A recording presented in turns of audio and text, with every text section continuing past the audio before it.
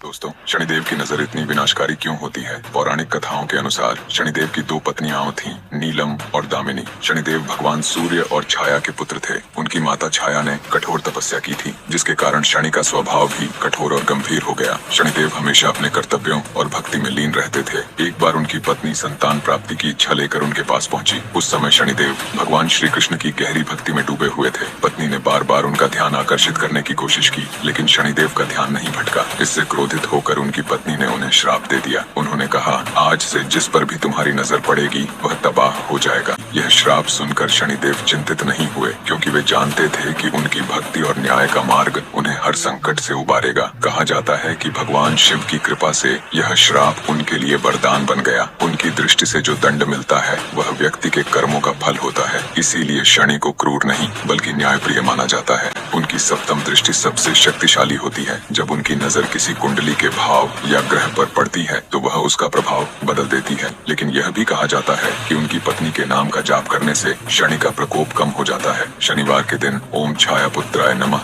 या ओम शम शनैश्चराय नमः मंत्र का जाप करने से शनि प्रसन्न होते हैं। इस कथा से यह सीख मिलती है कि शनि का प्रभाव केवल दंड देने के लिए नहीं बल्कि जीवन में संतुलन और कर्मों का हिसाब करने के लिए है। उनकी पूजा से भक्तों को भयमुक्त जीवन और शुभ फल प्राप्त होते हैं।